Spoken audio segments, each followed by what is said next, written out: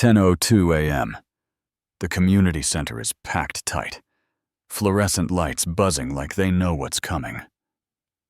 I slide a thick envelope across the table and say it in a voice that carries to the back row Karen Whitaker. "You've been served." The gavel twitches in her hand, eyes flick to the bank statements with her name on them, and for the first time all summer, she looks small. I didn't move to Cedar Glen Meadows to pick a fight. My name's Mason Grant, 50A. 58 and retired ATF out of Chicago. The guy who wanted quiet mornings, a decent lawn, and a garage. Where I could finish something that still matters. 5 Harley Softail. With my late wife's name, Allison. Airbrushed on the tank, chrome polished like a promise, kept the kind of project that keeps your hands busy while your heart figures itself out. When I closed on the little ranch on Willowcrest Drive, I read the bylaws.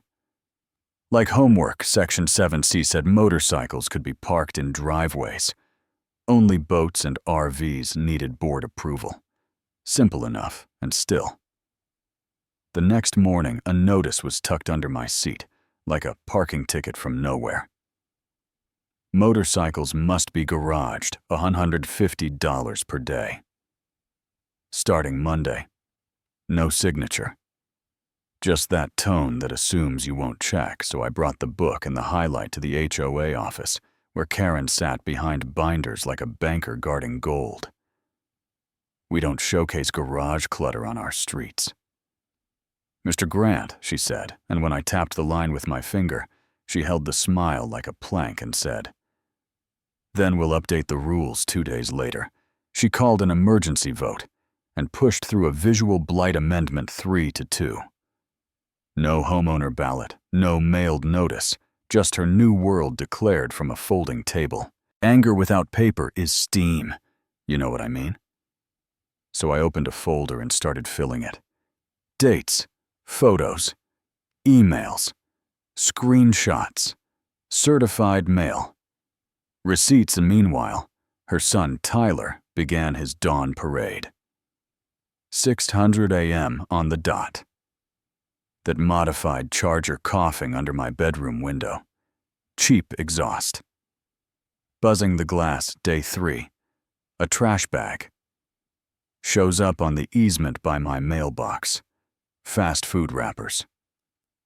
An energy drink can with Tyler scribbled on it like a child signing a crime. I installed cameras that afternoon, legal angles only. Street and my property, nothing pointed through windows. Then I built a spreadsheet of timestamps and plate numbers and decibel readings. Because I learned a lifetime ago, you win with records, not volume. The paper side kept up its rhythm too. Certified letter, $600 in accrued fines. 10 days, or we place a lien signature block, said Karen was president. Except the annual newsletter had Greg Adams listed as vice president, and there'd been no resignation, no special election, no nothing, so. I scanned the letter and saved the file with the date. Then I waited for the night that turned indignation into a plaint at 47 a.m. My phone buzzed with a motion alert. I tapped the live feed, and there he was. Hood up, shoulders. I recognized Tyler, dragging a key across Allison's name in long, slow strokes, paint curling like glitter in infrared, then a screwdriver into the ignition, metal screaming in a quiet that felt personal. He looked into camera too and smirked, and flipped it off and walked away, like he'd taken out the trash. I stood in the doorway and breathed with my jaw tight. Gasoline pooling on the concrete. The hurt was a physical thing, not about money, not really about paint. It was about someone carving their pettiness into the one thing I'd rebuilt to feel close to my wife. I let the feeling burn out and I didn't rush outside. Sometimes. The smartest move is to let the crime finish so the evidence is clean. At 6:30, he sauntered across the cul-de-sac with that fake neighborly tone. Morning shame about your bike. Maybe park it in the garage? Like Mom says, I sipped my coffee and said, "Camera 2 caught your face at 2. 47 damage clears $3,000. That's a felony in this state." His smirk stalled. Then he did the thing absolute geniuses do. He dialed 911. Yeah, that happened 8 minutes later. 2 squad cars rolled up. Sergeant Neil Jensen got out with the calm of a man who's seen petty spats and 6 things that weren't petty at all. I handed him a USB labeled with timestamps. He turned it over and looked up. ATF Grant, Bridgeport. Task Force, right? I nodded, he nodded back. Protocol didn't change, but the pace did. Then here came Karen in a bathrobe and slippers finger out like a divining rod. "Those cameras are illegal. He's been harassing our family if you don't stop him." This becomes a bigger problem. Jensen didn't raise his voice. "Cameras are legal as positioned, ma'am. Your son is under arrest for felony criminal mischief." Officer Perez cuffed Tyler, while Karen spit anger like sparks off a grinder. "This isn't over. I will bury you." I lifted my cup. Understood. The next letter was thick and righteous. Emergency special assessment, $5,800 per household, for immediate road repairs and legal consultation pay within 24 hours. Or liens begin the deadline. Impossible. The details, non-existent. So I called Public Works, and the clerk sounded genuinely puzzled. No permits filed for Cedar Glen Meadows.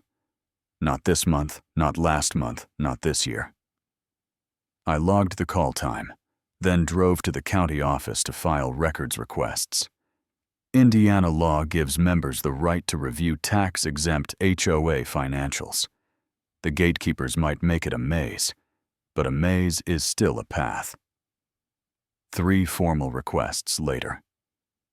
I was at my table with bank statements, a highlighter, and that feeling you get when a picture starts forming. The same vendor kept repeating Whitaker Management LLC, $47,000 over 18 months. I ran the business registry. The address matched Karen's driveway. Here's the thing. When you crack a scheme, it isn't cinematic. It's math. It's repetition. It's snow. Melting in a winter that barely dusted. I printed the statements redacted. What didn't matter, then I started calling Greg Adams. Quiet man. Who'd been steamrolled. Yolanda Price, retired accountant, who'd been told to stop asking neighbors like Ms. Ruth Kowalski, who'd paid $3,400 in landscaping fines on a yard that looks like a magazine spread because she couldn't risk a lien while her husband was in hospice. The Brunellas with an $800 fine for an inflatable kiddie pool. Rick Halverson, $1,200 for parking his work truck in his own driveway by midnight. 8 households, $28,000 in questionable fines, and a story the bank math supported. A good case needs a hinge, the little clause that flips the door. I found it in the original 2006 charter. Greg slid over at a diner section 12C. Any change to parking vehicle or storage rules requires approval by 75% of total homeowners. Via mailed ballot board of vote alone is insufficient. I read it 3 times with coffee, cooling in my hand, and felt that calm click. Her motorcycle amendment was never valid. Every fine under. It was illegal. That's your twist right there. Not a smoking gun. A printed paragraph that makes the rest of the smoke line up. I called a pro bono attorney, Avery Klein, who said we could do it if we did it right. He drafted an injunction to freeze the liens and assessment, a class action for fraudulent fines, and a forensic audit demand for 5 years. Then I called Sloan Bennett at the Indianapolis Star. Bring documentation. She said, if it's clean? We'll bring a camera. I built binders with tabs, printed QR cards, linking to a bare-bones site with redacted bank statements. The charter page boxed in red. The Public Works email, neighbors' notices. Dates on everything, sources shown. Transparency is credibility's best friend. My old supervisor used to say that. And he was right. The truth doesn't need makeup. It needs a light. Night before the meeting, Karen knocked with a store-bought pie and a smile that didn't reach her eyes, neighbor to neighbor. We got off on the wrong foot. I'll waive your fines if you help me calm people down and vote to strengthen board authority. We can put this ugliness behind us. I didn't let her sit. I let the silence make the point. I'll think about it. I said. She left with her shoulders tight. I called Avery. We moved the process server to the first beat. After the agenda, people who believe they're untouchable often talk too much when they're angry. Saturday, 10:00 a.m. The parking lot filled early. Karen's loyalists in matching beautification committee visors up front, like a little guard. My folks near the back with strollers. Folded arms, the look of people who are done being